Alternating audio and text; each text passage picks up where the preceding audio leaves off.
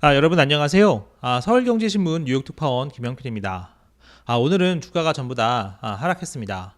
아무래도 이번 주부터 있을 FOMC에 대한 좀 두려움이라고 해야 될까요? 어떻게 나올지 잘 모르니까 리스크 부분이 있기 때문에 이런 부분에 대한 좀 반응이 있었고, 그리고 이제 본격적으로 이번 주부터 큰 빅테크들 또 어닝이 나오니까 그 전에 조금 쉬어가는 모습이 있었던 것 같습니다. 그래서 오늘 3분 월스트리트는 좀 이렇게 한번 잡아봤습니다. 2월 FOMC가 조금 더 복잡해졌다. 그리고 이거는 폴 크루그먼 교수 얘기인데요. 시장의 인플레 자신감이 조금 지나친 것 같다. 이런 얘기입니다.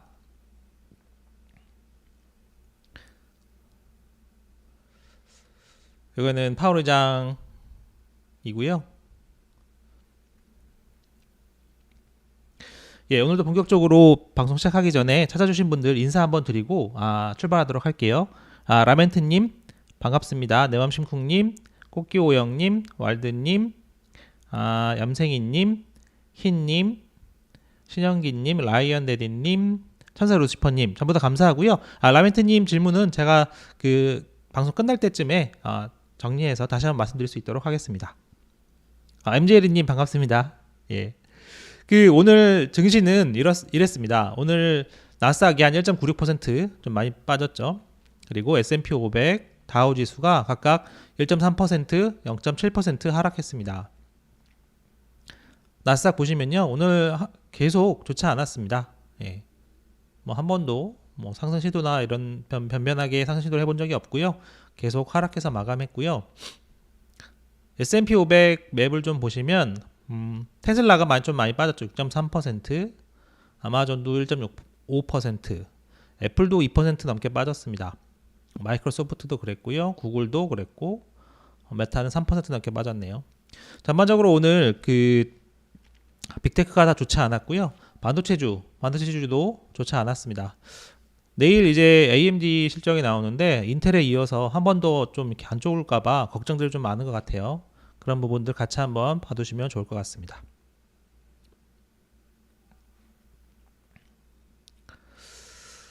그래서 이제 2월 FOMC가 어떻게 될 것이냐 이런 얘기들이 좀 오늘 많이 있고요. 물론 이제 금리 인상폭은 다 압니다만 좀 파월이 어떻게 나올지 이런 거 좀 궁금합니다. 그리고 기술주가 많이 빠졌다는 점. 그래서 이제 2월 FOMC 관련해서 조금 사실 오늘은 그게 그렇게 크게 엄청나게 새로운 내용이나 이렇게 엄청나게 중요하다거나 중요하긴 합니다만 정말 크리티컬해서 이거 정말 이거 때문에 바뀌겠구나 그런 건 아니고 전반적인 흐름과 분위기를 좀 보는 내용들이 좀 많이 있었습니다. 한번 같이 한번 보실게요. FOMC 말하기 전에 좀 이걸 같이 한번 보실 필요가 있어요. 전반적으로 이제 지난 주말에 PC 나오면서 그 소비가 좀 둔화하고 있다. 이게 좀 확실히 드러났죠. 그리고 이제 경기도 확실히 둔화하고 있다. 물가도 내려가지만 소비도 둔화하면서 경기가 좀 둔화하고 있다는 점이 확실히 좀 나왔습니다. 그래서 이제 FOMC에서 어떻게 할 거냐 분위기가 조금 달라지고 있어요. 이제 월스트리트저널 기사를 한번 보시면요. 2월 FOMC에서 통화 정책의 시차가 얼마나 되느냐 이게 좀 많이 논의될 것 같다. 이렇게 얘기를 했습니다. 통화정책 시차는 다들 아실 거예요. 이제는 금리를 올리면 그게 바로 영향을 주는 게 아니라 시간을 두고 영향을 준다. 그러니까 밀턴 프리드먼 얘기에 따르면 한 6개월에서 9개월, 그러니까 생산에 영향을 주는데 6에서 9개월, 그리고 추가로 인플레이션 영향을 주는데 추가로 18개월 정도 걸린다. 어쨌든 최소한 6에서 9개월 정도 지나야 그 생산 활동에 영향을 준다. 이런 거죠. 그러니까 이제 연준이 같이 한번 보시면 작년 3월부터 금리를 올리기 시작했습니다. 작년 3월부터 금리를 올리기 시작했어요. 작년 3월부터 금리를 올리기 시작했죠. 그래서 3월부터 금리를 올려서 그 이후로 0.75씩 4번씩 하고 쭉쭉쭉 금리를 되게 가파르게 올렸습니다. 그러니까 이런 걸 보면 6에서 9개월 정도 본다고 하면 대충 올해 상반기부터 본격적으로 더 많은 긴축 효과가 나타나겠죠. 그래서 이런 것 때문에 대부분의 경제학자들이 올해 경기 침체에 들어갈 거다 이렇게 얘기를 해왔었습니다. 그런데 이제 월스트리트저널 보도는 근데 그 시차가 최근이라고 해야 되겠죠. 최근 들어서는 굉장히 짧아졌다. 그래서 좀 상황이 다를 수도 있다. 이런 얘기입니다. 무슨 얘기인고 하니 프리드먼이 아까 그 중요한 그 연구를 한 게 밀턴 프리드먼이 한 게 1961년인가 그렇습니다. 그러니까 이제 그때와 지금은 경제가 너무 많이 바뀌지 않았냐. 그리고 사회 상황도 너무 많이 바뀌어서 지금은 과거와 달리 연준이 통화 정책을 바꾸거나 금리를 올리거나 통화량을 조정하면 그게 거의 더 빠르게 굉장히 빠르게 반영이 된다. 경제 주체들한테. 그래서 통화 정책의 시차가 굉장히 짧아졌다. 이게 왜 중요하냐면요. 누적 긴축 효과가 적다는 겁니다. 그러니까 지금 상당 부분 경기 침체, 올해 경기 침체를 예상하는 거는 지금 약간 소비 위축되고 인플레이션 떨어지고 경기 둔화된 거는 지금 거의 맛보기밖에 안 본 거야. 작년에 올린 게 올해 이제 봄부터 쭉쭉쭉 나오면 확 떨어질 수 있는 거지. 그렇게 얘기하기 때문에 경기 침체가 온다고 생각을 하는데 지금 빠지기 시작하고 이런 게 통화 정책이 시차가 짧아서 지금 작년에 한 것들 거의 대부분 지금 발현돼 있는 거야. 그래서 지금 경기가 둔화하기 시작하고 인플레이션이 내려가기 시작하니까 여기서부터 좀 잘 관리하자. 잘 관리를 하면 크게 침체까지 안 가고 요 문제를 지금 인플레이션 떨어지고 있으니까요. 인플레이션 떨어지고 있으니까 여기서 좀 관리를 잘하면 인플레이션을 잡으면서 연착륙을 할 수 있는 거다. 이런 얘기를 한다는 겁니다. 그래서 골드만삭스는 계속해서 연착륙을 얘기했었잖아요. 그래서 이제 이런 식으로도 얘기합니다. 시장의 컨센서스는 금리 인상에 따른 정책 시차가 올해 경기 침체를 일으킬 것이라는 거지만 우리의 모델은 정반대다. 2023년에 통화 긴축에 따른 시차가 상당히 줄어들었다. 그래서 이제 연준 내에서 이걸 계속 또 갖고 고민을 한다는 거죠. 이제 기본적인 경제학자들, 이코노미스트들은 그 통화 정책의 시차가 있기 때문에 올해 경기 침체가 불가피하다 이렇게 생각을 하고 있는데 그거 자체가 생각이 좀 잘못된 거 아니냐. 2023년이고 지금 과거가 너무 많이 바뀌었고 요새는 이제 SNS로도 바로 보고 파월 의장 기자회견을 여러분들도 다 실시간으로 보시는 분들도 계시잖아요. 예전에야 그렇게 볼 이유도 없었고 그렇게 볼 방법도 없었지만 지금은 그렇기 때문에 모든 사람이 다 금방금방 안다. 그러니까 통화 정책이 너무 금방금방 반영이 된다. 이런 겁니다. 그래서 지금 약간 이제 소비나 이런 부분에서 싣고 있는 부분이 나타나고 있고 부동산은 진작에 마이너스로 갔으니까요.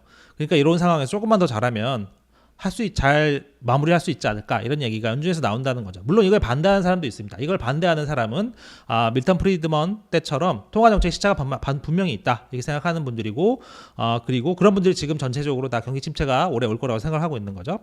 그리고 거꾸로 한 발 더 나가서 코로나 이후에 시차가 좀 더 길어졌다 이렇게 보는 분들도 있더라고요. 그래서 그런 세력이 서로 맞서고 있다. 연준 내에서도 두 세력이 맞서고 있다. 이런 겁니다. 그래서 일단 손성원 교수 얘기를 좀 더 들어볼게요. 그러니까 이런 얘기를 하시더라고요. 밀턴 프리드먼 교수가 1970년대 이전에 데이터를 활용해서 통화 정책의 길고 다양한 시차를 얘기했을 때는 정부는 정말 천천히 움직였다. 하지만 요새는 그렇지 않다. 그리고 이제 지금 전면적인 경기 침체까지는 아니지만 롤링 리세션, 그러니까 이제 분야별로 돌아가면서 이제 침체가 들어가는 건데 그게 이제 부동산 등에서 이미 시작이 됐기 때문에 출구 전략을 이제 마련하면 된다. 소프트 랜딩 할 수 있다는 약간 전면적인 침체 가능성이 굉장히 줄어들었다 이렇게 보는 거죠. 근데 이제 반대 의견도 있다는 거. 팬데믹 이후 과거보다 시간이 더 오래 걸릴 수도 있다.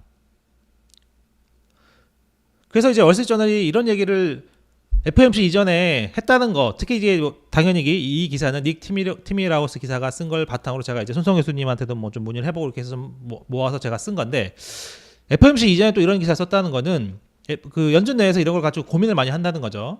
아무래도 한쪽에서는 통화 정책 시차가 이제 거의 없어. 그러니까 여기서부터는 관리를 잘하면 돼. 이렇게 얘기하는 쪽이 있고 아직도 좀 이게 통화 정책이 시차가 발휘하는데 시간이 오래 걸리니까 지금 인플레 잡으려면은 더 계속 올려야 돼. 더 계속 긴축으로 해야 돼. 나중에 침체로 갈 수 있지만 그거는 인플레 잡으려면 어쩔 수 없다. 약간 이런 쪽과 계속 지금 싸우고 있다는 걸 보여주는 겁니다. 근데 그 기사를 누군가 이제 월스트리트저널에 얘기를 했겠죠. 이런 상황이라는 거를. 그러니까 제가 봤을 때는 이런 부분은 조금 안에서 고민이 많은 것 같아요. 연준 내에서. 인플레이션이 높기 때문에 여전히 해야 될 게 많고 갈 길이 더 있다는 거는 확실히 알고 있습니다. 그리고 지금 금융시장이 계속 완화하고 있기 때문에 연준의 고민은 계속 그런 겁니다. 그런데 이제 뭔가 자꾸 이제 경기 침체 리스크가 계속 갈수록 커지잖아요. 그러니까 뭔가 자꾸 이제 그쪽으로 좀 뭔가 좀 무게중심을 약간 더 가고 싶은데 지금 인플레이션 수치나 이런 걸 보면 쉽게 얘기할 수 없는 상황이잖아요. 그러니까 이럴 때 뭔가 얘기가 많아지는 겁니다. 뭔가 이제 자꾸 이제 복잡한 내용들, 복잡한 예전의 이론들 자꾸 갖고 오는 거예요. 그래서 보통 정착하는 분들이 이런 경우가 좀 많이 있습니다. 그러니까 이제 좀 상황에 숫자가 잘 받쳐주지 않는데 어떤 정책을 바꾸려고 하거나 뭔가 좀 이제 다른 방향으로 바꾸고 싶을 때 뭔가 이렇게 말이 많아지게 되는 거죠. 우리가 여러분은 평소에 생각하는 것과 마찬가지입니다. 내가 어떤 뭐 다른 일을 하고 싶은데 그것만한 적당한 근거가 정확하지 않거나 부족하면 뭔가 말을 많이 하게 되죠. 뭐 이런 것도 있고 저런 것도 있고 그래서 그래. 사실 인플레이션이 지금 확 떨어진 상황에서 경기가 둔화하는 모습이 보인다면 이렇게 많은 설명이 필요 없을 겁니다. 무슨 뭐 밀턴 프리드먼까지 다시 뭐 소환해가지고 물론 이제 경제학 차원에서는 당연히 의미가 있고 중요한 내용이긴 합니다만 밀턴 프리드먼을 다시 소환하고 시차가 짧아졌네 늘어졌네 그리고 그 전에도 그런 얘기 했었잖아요. 브라이너드가 고용을 크게 감소하지 않고 인플레이션 잡을 수 있다. 그리고 지역 연은에서 그걸 또 연구도 하기도 하고 그러니까 이게 되게 좀 복잡하고 힘든 상황인 거죠. 그래서 그런 부분이 자꾸 이렇게 나타나는 것 같다는 게 제 생각입니다. 연준 자체도 인플레이션은 아직 확고하게 내려오지 않았고 하지만 그 경기 침체의 우려가 계속 커지고 있기 때문에 굉장히 겉으로는 2월 FOMC 때 어느 정도 매파적으로 나올지 모르지만 어쨌든 겉으로 이제 연준이 표현하는 것과 실제 속내는 좀 다를 수 있겠다. 고민이 좀 많은 것 같아요. 이런 얘기가 자꾸 이제 복잡한 내용, 복잡한 이론이 자꾸 나올 때는 뭔가 어려움이 있는 겁니다. 사실 뭔가 어려움이 있는 거죠. 어쨌든 그래서 로저 퍼거슨 같은 경우에는 그럼에도 연준의 최종 금리는 최소한 4.7에서 5.0 뭐 시장 생각과 대충 비슷하긴 합니다. 최소한 4.7에서 5.0 데이터를 나누는 거 봐서 특별한 게 없으면 5.0에서 5.25 이거는 연준의 생각이죠. 그래서 2+1 정도로 보는 겁니다. 최소한 4.7에서 5.0은 가고 데이터가 갑자기 좋아지지 않으면 뭐 갑자기 뭐 개선되거나 확 떨어지거나 그런 게 아니라면 5.0에서 5.25로 갈 거다. 근데 이제 제가 전해드렸었지만 상반기에 갑자기 뭐 5월까지 확 좋아지는 게 있을까? 그게 좀 저는 그래서 5.0에서 5.25를 아직 좀 보고 있긴 한데 그래서 이제 퍼거슨도 5%를 약간 넘는 최종 금리로 가게 될 거다 이렇게 봤어요. 근데 이제 요거는 일단 두 번까지는 4.7에서 5.0까지는 가고 한 번 더 플러스 원 할 때는 데이터를 좀 더 볼 필요가 있겠다. 그렇게 보시는 게 지금 상황에서 맞을 것 같습니다.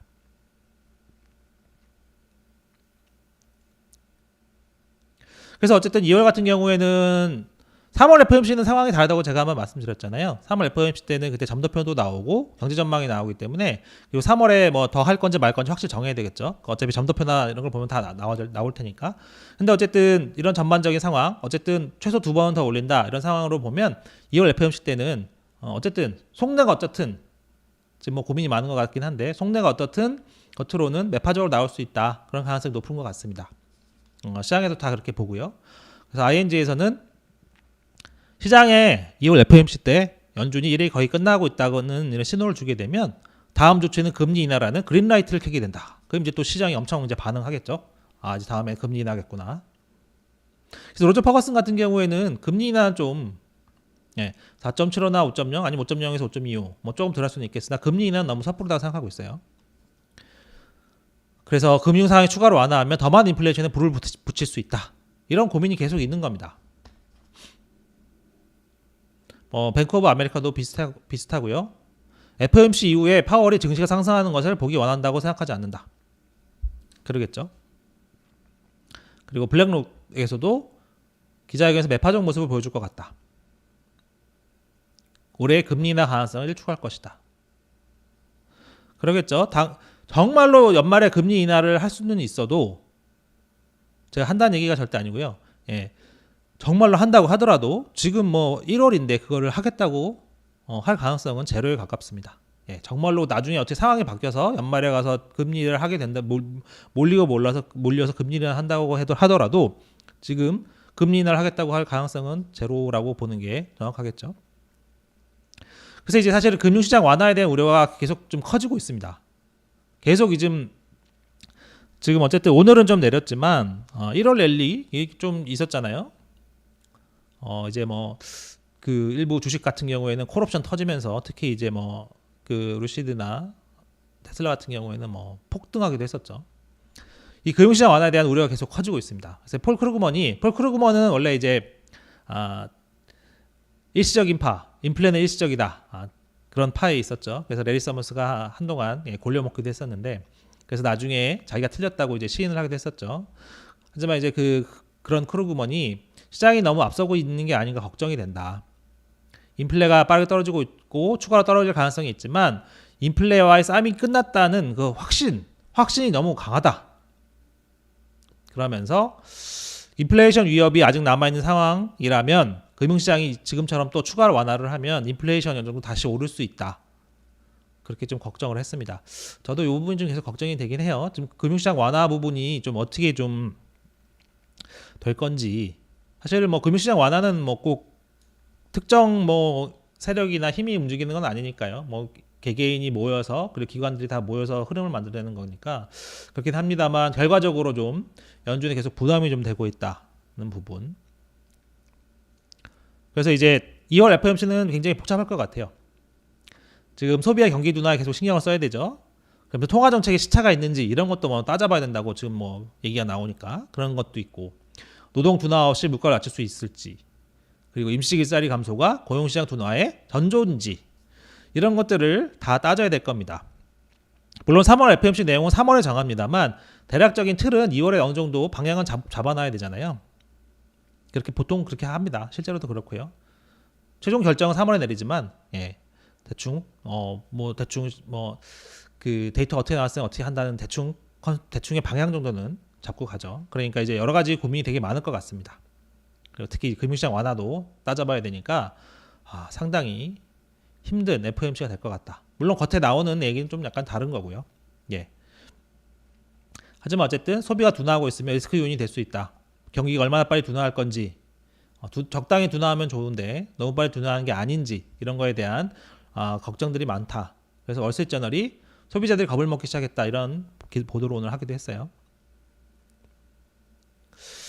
추가로 좀 봐야 될 게, 사실은 원래 독일이 지난해 4분기에 침체에 안 빠졌을 수 있다, 제로 성장하면서 침체에 안 빠졌을 수 있다, 이런 얘기가 했었었는데 4분기에 까보니까 마이너스 0.2로 나왔습니다.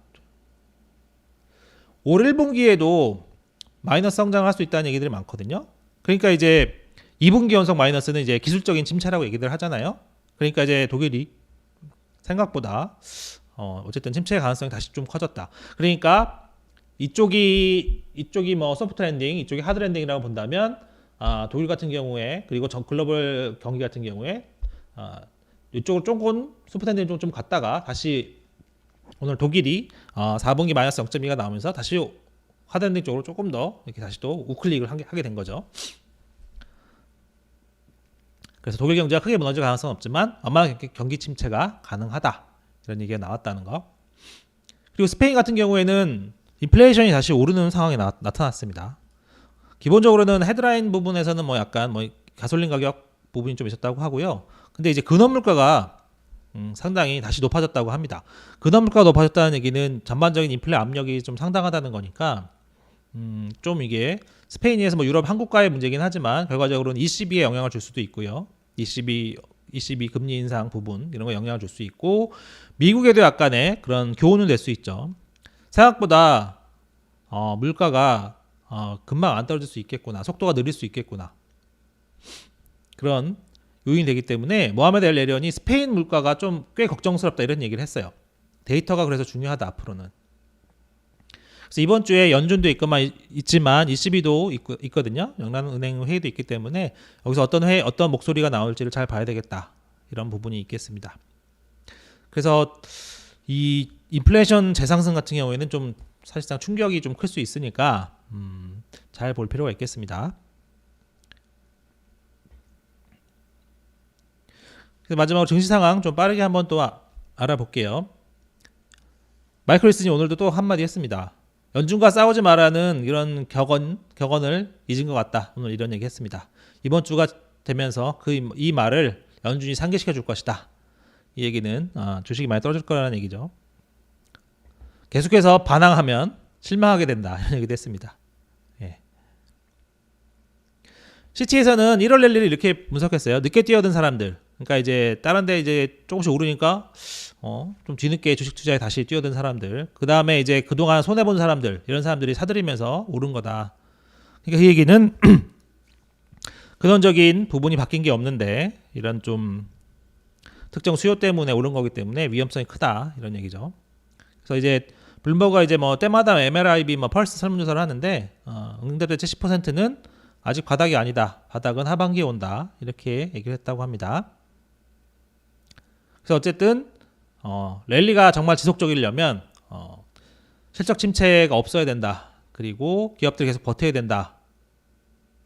그래서 지금 뭐 1월 상황이 괜찮았지만 나는 투자자들에게 선택적으로 대응해라. 이 얘기는 뭐 종목별로 상황별로 적절히 대응해야 된다는 얘기겠죠. 맹목적으로 뛰어들지 말고요. 이렇게 보는 사람들도 있다. 근데 이제 HSBC는 상반기까지는 좋을 수 있다. 골디락스 할 수 있다. 침체 우려가 하반기로 미뤄졌기 때문에. 그래서 이게 여기서도 약간 좀 차이는 있긴 합니다. 침체 우려가 하반기로 미뤄졌기 때문에 상반기에 한번 투자해 볼 만하다는 거지. 침체가 완전 사라진 건 아니라고 HSBC는 보고는 있어요. 그래서 어쨌든 약간 이제 제한적인 기간 동안 한번 해볼 만하다. 이런 얘기 있고, 이런 역사적으로 보면 1월이 좋으면 나머지 기간이 좋을 확률이 한 85%다.